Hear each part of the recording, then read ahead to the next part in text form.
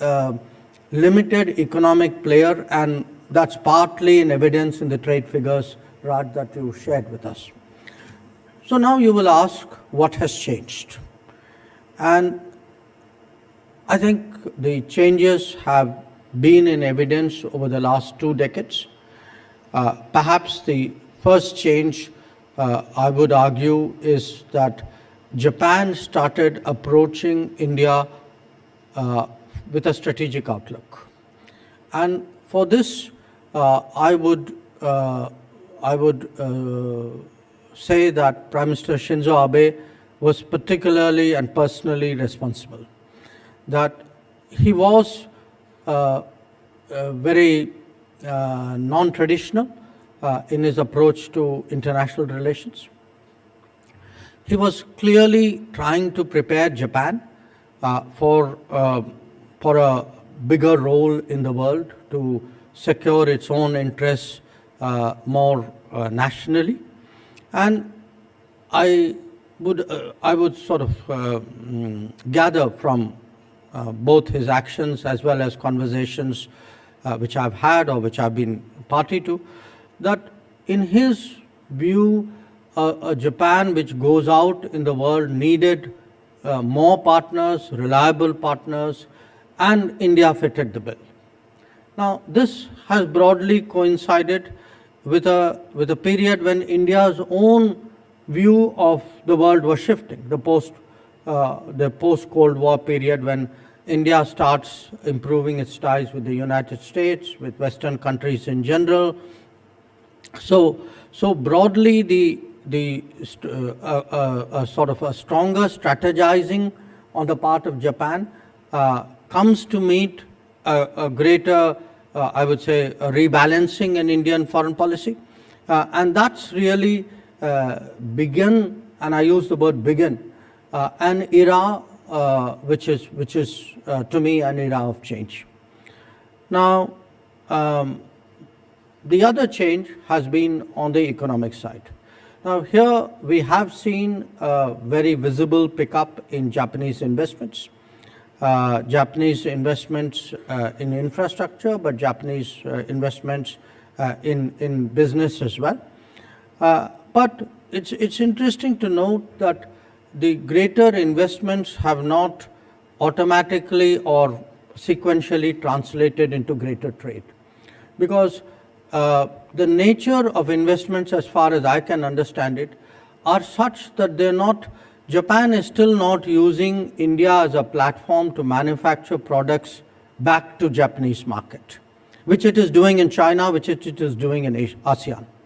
So if you look at the Japanese investments in India, it is still somewhat different from Japanese investments in China and ASEAN, and that is why the trade figures are much flatter than the investment figures today.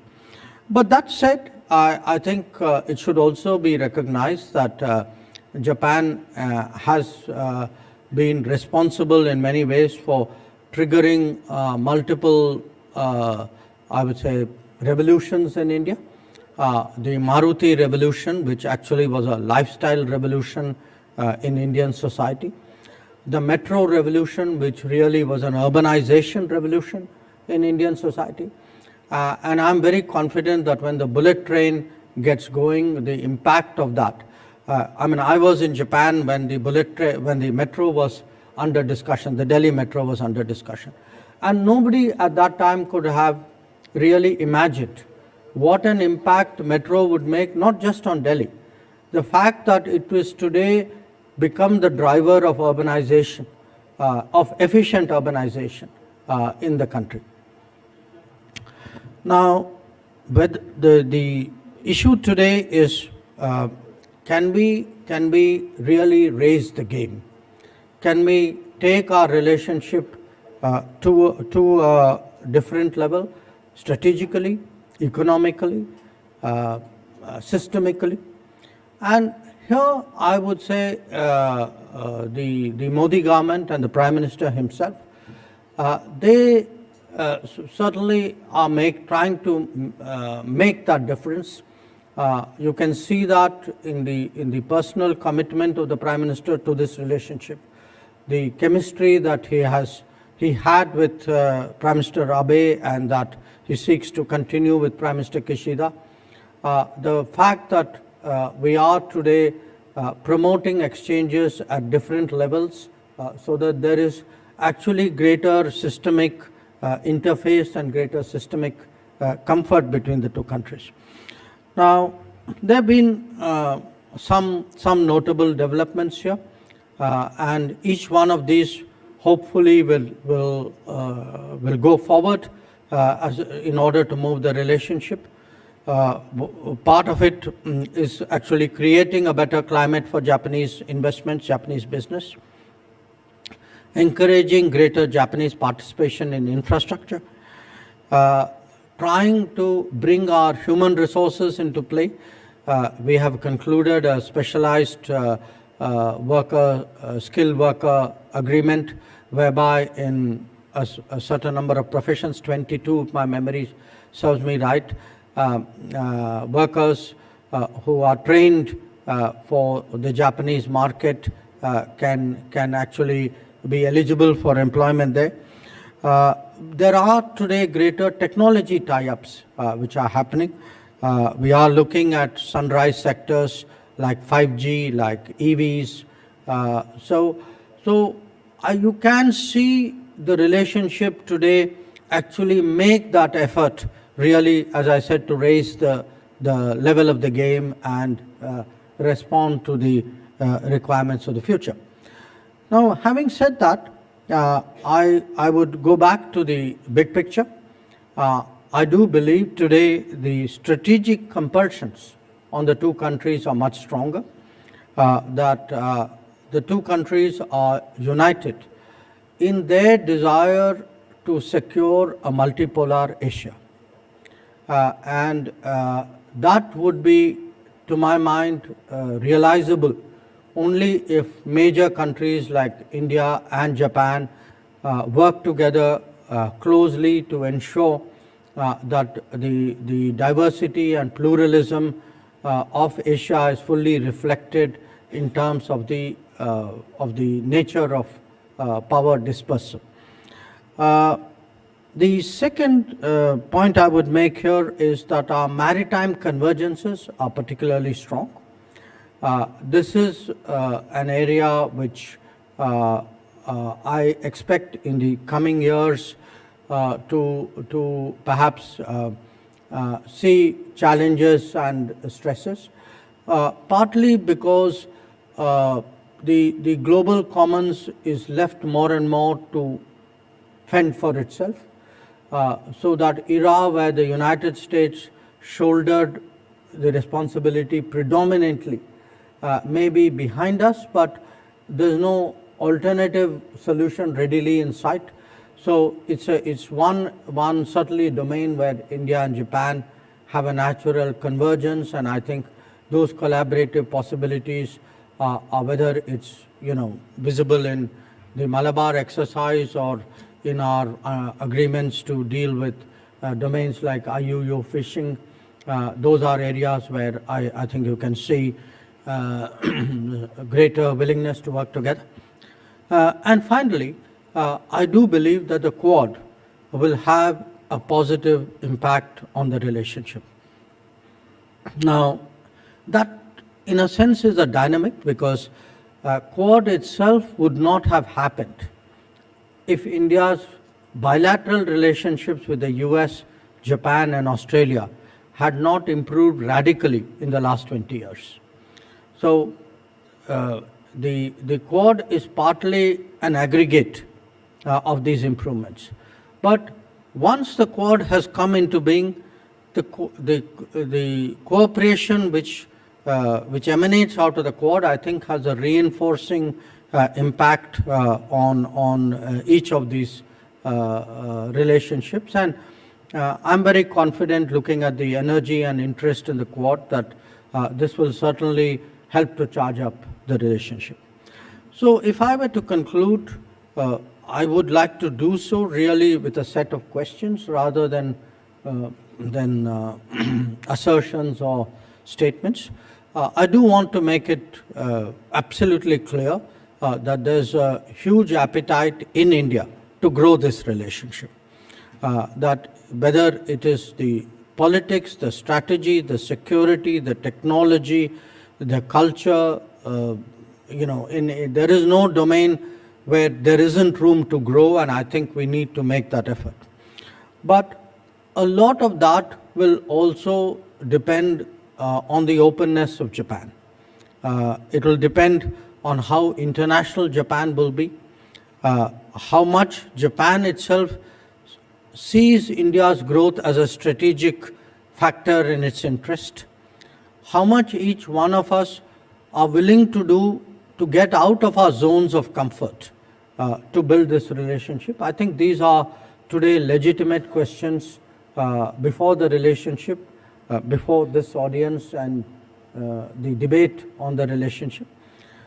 Obviously, it's a relationship about which I'm very optimistic. I see huge possibilities, but I also have seen enough of the relationship to appreciate that realizing those possibilities will require continued effort, will require leadership focus, will require systemic dedication. So I would at this moment call it out as work in progress, but work in progress moving in the right direction. So maybe on that note, if I could stop and...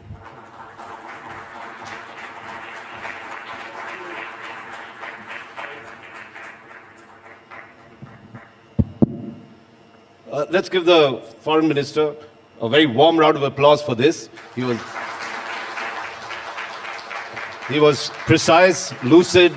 He looked at the past, the present, and the future, and set the agenda. Dr. Jaishankar, and he's agreed to take a few questions from me, so thank you very much, Dr. Jaishankar.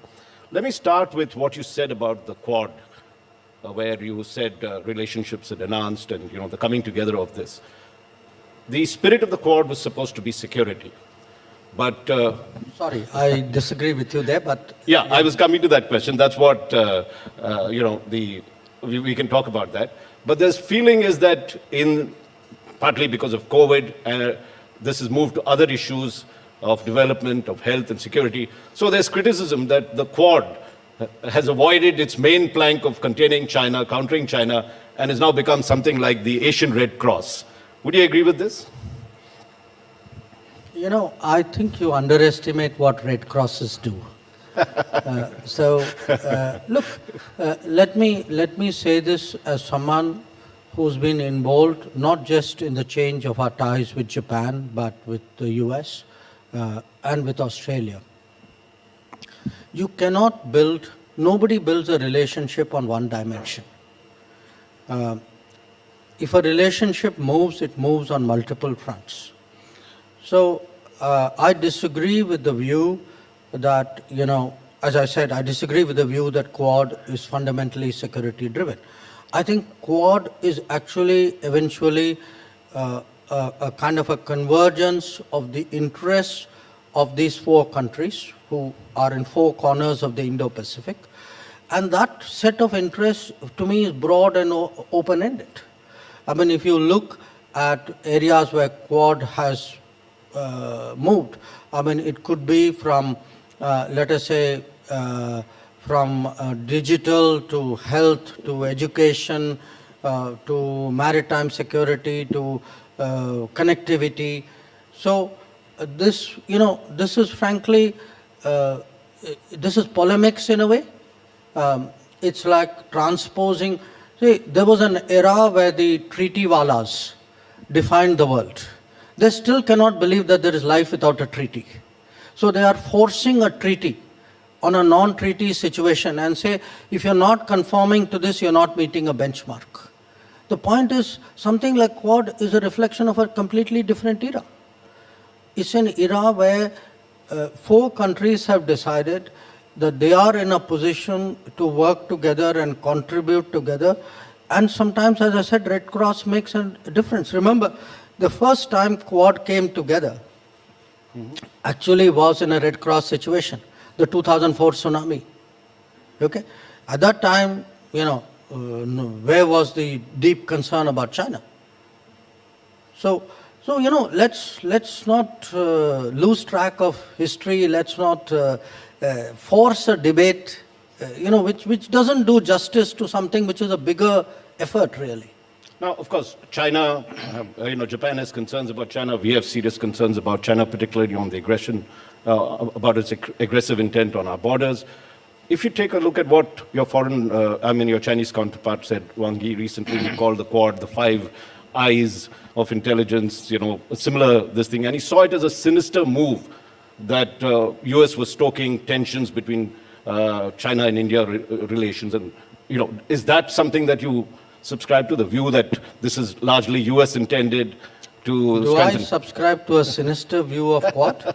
I mean, first of all, Quad is 4. Five Right. eyes is 5.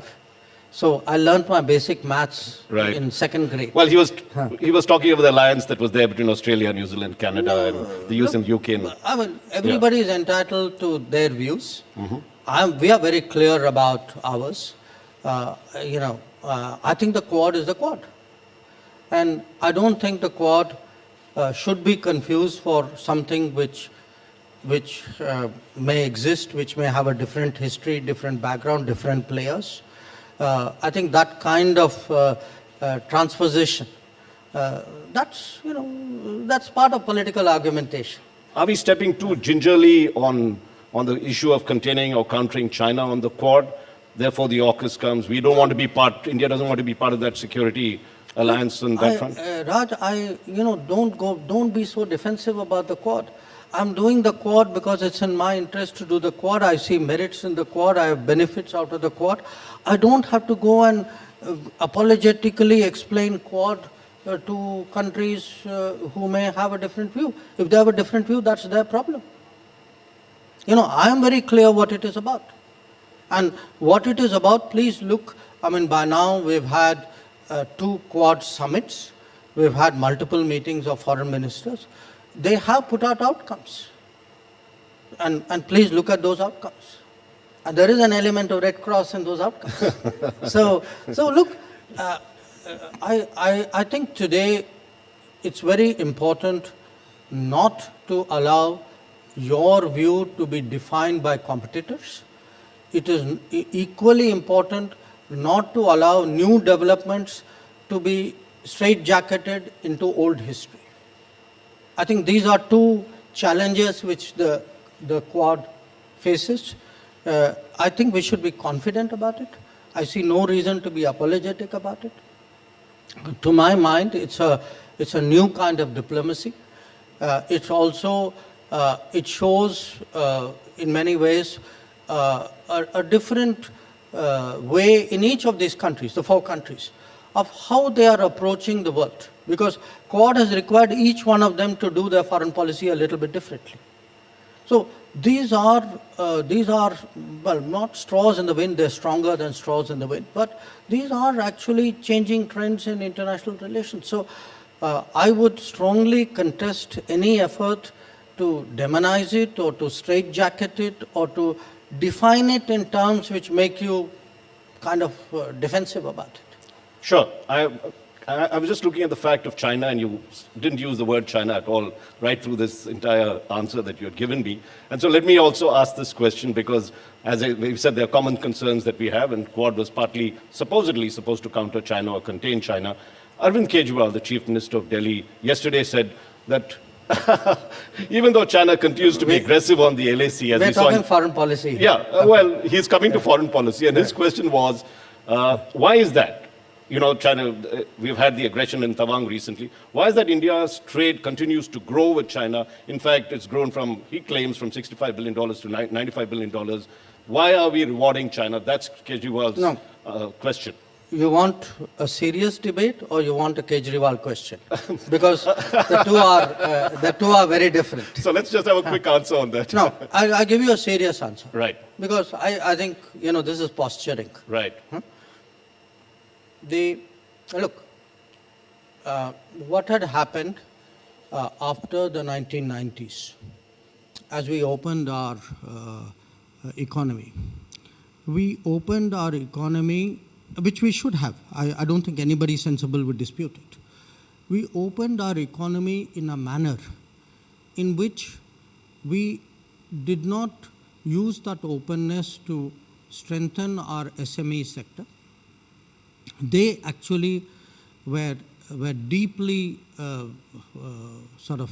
affected, impacted, negatively impacted by that openness, because they found themselves unable to compete with imports which were coming in from other economies which had greater scale, bigger scale, and greater state and systemic support. So I would argue that this era, what we call proudly as an era of reform, was also an era where we did great injustice to our SME sector. We did not build our supply chains. We did not support our domestic vendors.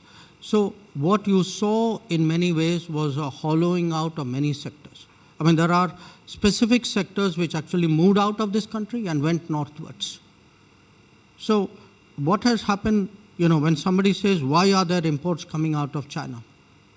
There are imports coming out of China because for 30 years, you did not give your industry the kind of support and protection which you should have.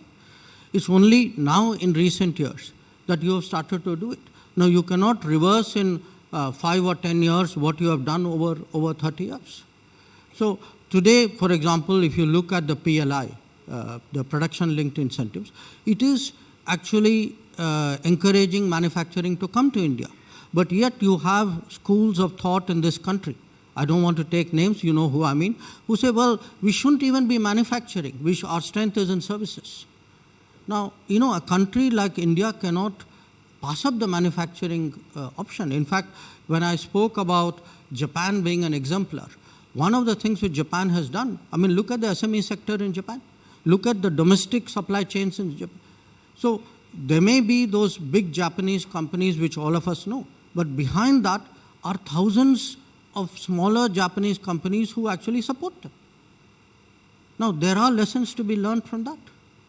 So, this is not a question of suddenly I have a difficult relationship with a country, how do I switch it off? That's why I said that's not a serious remark. That's an, you could say, well, you know what I mean. Well, since we are on that subject, Rahul Gandhi, also, I don't know whether you consider a serious remark or non-serious remark, talked of the fact that India is hiding the Chinese. You're trying to make my Monday morning? This question, and then we'll move on, that India is hiding the fact that China has been, has taken territory in the LAC and, wants us not to, to take on China. What is your view on this? Today, yeah. You have yourself a fairly deep knowledge of the security situation. Today, you have a deployment of the Indian Army on the China border that we've never had. It's done in order to counter Chinese deployments which were scaled up massively since 2020. Now, if we were in denial, how is the army out there? Because the army didn't go there because Rahul Gandhi asked them to go. The army went there because the Prime Minister of India ordered them to go. So, look, at the end of it all, I understand today, politics is politics, okay? People will say things. They may not be credible. They may sometimes contradict their own positions, their own behavior. All that could happen. But the fact is, what is finally the proof of the pudding? The proof of the pudding is that the Indian Army today is deployed to counter any attempt to unilaterally change the LAC. So that's your answer. And you're saying that's a fitting reply that India is giving to China? No, I'm saying that is the obligation of the Indian state and that is the duty and commitment of the Indian military. That we will not let any country, or in this case, China change the line of actual control unilaterally? So, I think it's fairly obvious. I think most of the people of the country see that. So, you can make your polemical points. I think people will treat it as politics. Let's move to another area, and you were recently there at the UN Security, UN Security Council, where you addressed a session on counterterrorism. Mm-hmm. What is the kind? Japan is equally concerned about it, has been a partner with us. What can India and Japan do in terms of helping each other to counter terrorism? What is our position? Do you look for them in terms of intelligence, in terms of software developments, technologies that can handle? And you mentioned one of the aspects of that was, the kind of misuse of technology to foster terrorism. The 4 things that you said over there, one of that was that.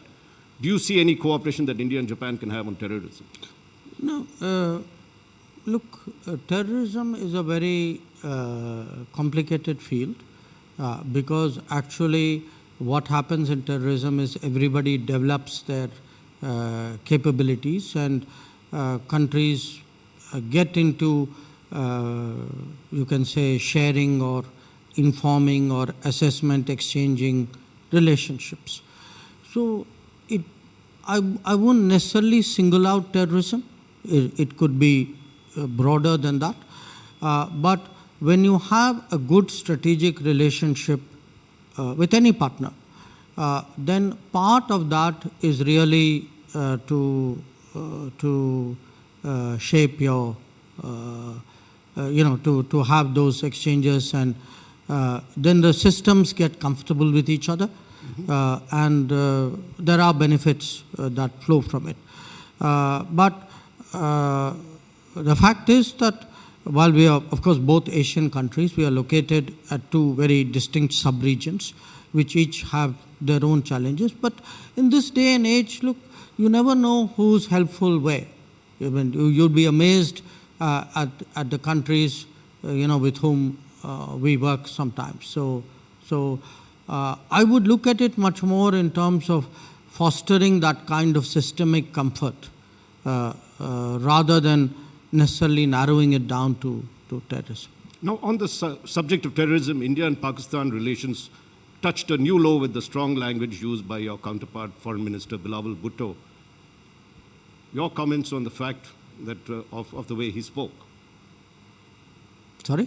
What do you say about the way he spoke? And I think my ministry has said very clearly what we think about what he said.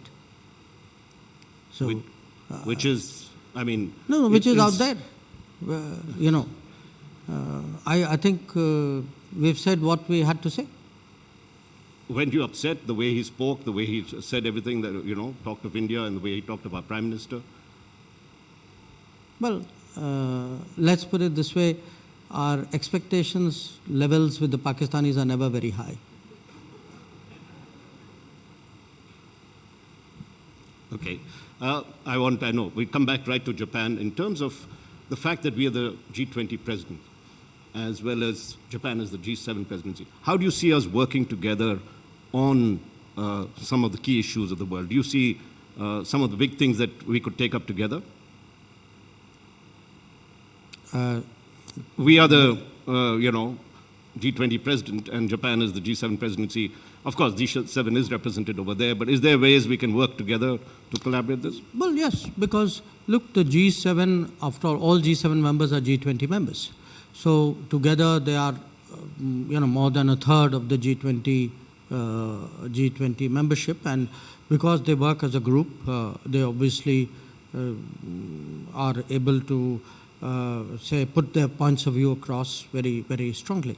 So my sense is that when we look at the state of the world, look at issues today of debt, look at issues of digital challenges, health challenges, connectivity issues, there are, reform of multilateral institutions is something which Japan is as committed as we are. We are actually partners when it comes to some aspects of it. My sense is there will be a significant convergence between what the G7 under Japan is trying to do and what the G20 under India is trying to do. Our effort, we want to run a G20 which is very, very broad-based, which takes in as much inputs from as many parts of the world as possible, so that what it produces is actually serious and relevant and, in a sense, meets the demands of the day.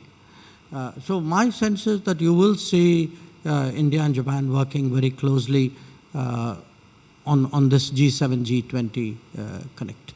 Now, one of the issues is the global value chain, and this is my final question to you. India had hoped that the China plus one means India.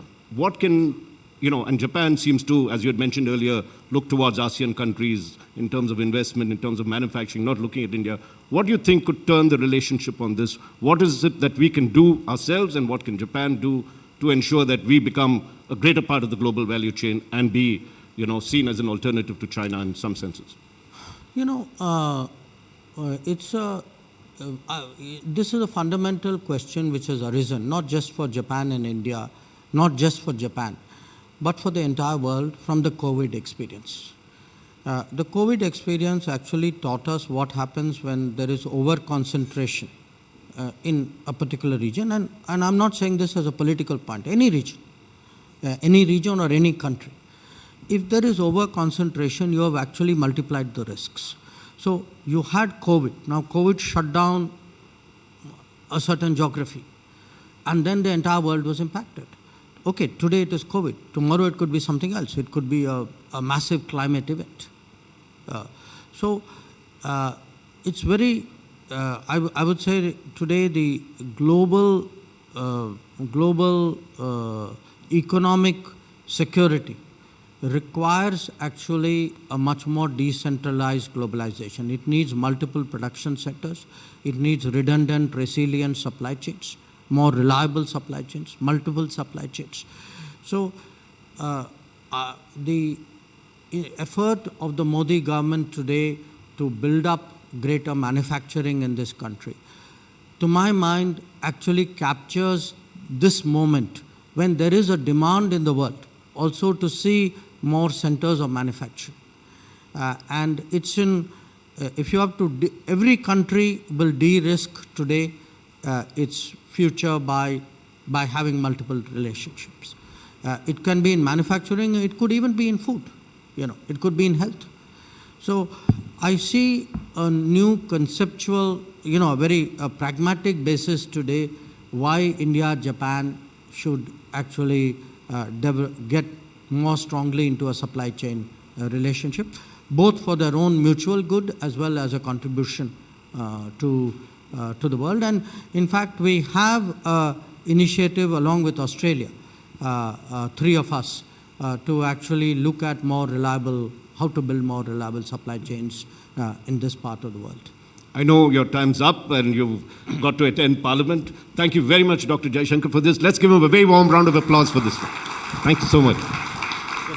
Thank you so much, Minister. Thank you, Raj. Could I also request Faisal Ashraf, the Managing Director at Mitsui & Co., to join us on stage to felicitate and present a token of appreciation to the Speaker.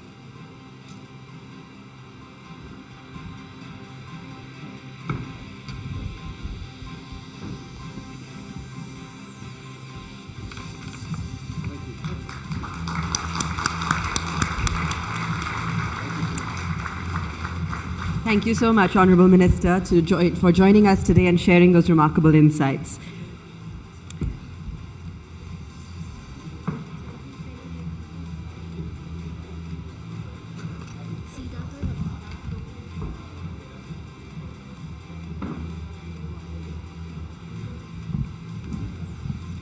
We'll just take a moment before beginning the next session.